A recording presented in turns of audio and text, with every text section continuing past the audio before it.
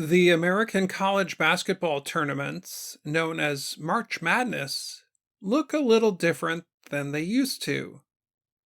There are very few fans watching the games in person. The players stay in safe areas called bubbles in the states of Texas and Indiana. But at least the games are happening. Last year, the tournaments were just about to start when the United States closed all public events to stop the spread of COVID 19. The college tournaments include over 60 teams made up of college students. There is a tournament for men and a tournament for women. In U.S. cities with large colleges and universities, people would go out to eat, drink, and watch the games on television. When the tournaments were canceled last year, students were also sent home. Some students have yet to return to campus. Others came back to a very different college life in autumn. They needed to stay apart from each other. They took classes by video call.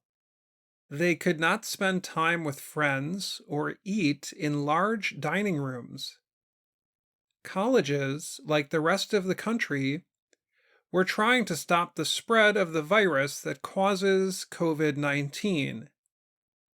Group activities are a big part of the college experience, and students whose universities had good basketball teams in 2020 lost out on one of those experiences, cheering for their schoolmates in the tournaments.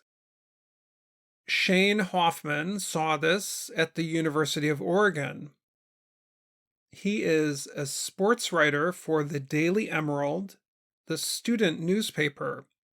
He said last year, the Oregon women's basketball team might have won the tournament. 3 Oregon players were among the first 8 players chosen by the professional teams of the WNBA, including Sabrina Ionescu, the first pick. Hoffman called it a huge bummer to see the college basketball tournaments canceled. It did seem, very, very gloomy. I think people realized that that was the last time they were able to see that phenomenal, phenomenal Oregon team, which is probably going to go down as one of the best ever. This spring, things are a little less gloomy for Max Whitty, a student at Syracuse University in central New York. Whitty said watching the games on television was a fun activity for students and others. It gives us a sense of maybe we are getting back to normal. Maybe one day we can have that big game. Maybe one day we'll be able to sit and watch it with a huge crowd in the dome. Who knows? The Dome is the large building at Syracuse where 30,000 fans can watch the games and cheer for the team.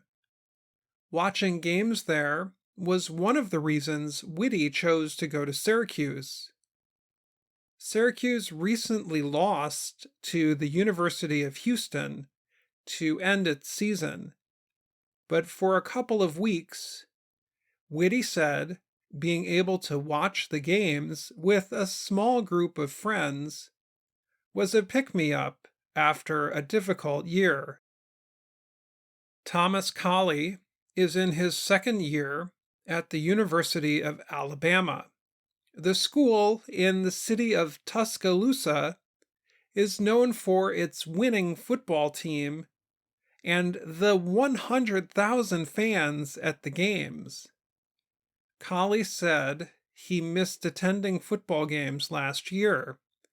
With COVID 19 restrictions, very few were permitted at the games, and he could not get in. This year, both the men's and women's basketball teams were in the college tournaments before losing in late March. Life in Tuscaloosa has also been different compared to 2020.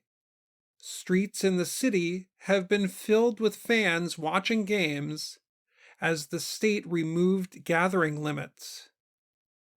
In his fraternity house, Kali has been watching sports events with as many as 25 friends. Now, like actually being able to gather and watch the basketball games without fear of how many rules we're breaking, that's really cool because you're not sitting in constant fear about the cops coming and kicking everyone out in the middle of a game or something like that. Hoffman went to Indianapolis, Indiana, to write about the Oregon Games. He said seeing the whole sports world shut down last year was depressing. But now he is excited to see fans from all over the U.S. coming to see the games. He said seeing families out in the city wearing the colors of their favorite teams made it seem like the U.S. is taking a step in the right direction to normalcy again. The final games of the college basketball tournaments are played on April 4th and 5th. I'm Dan Friedel.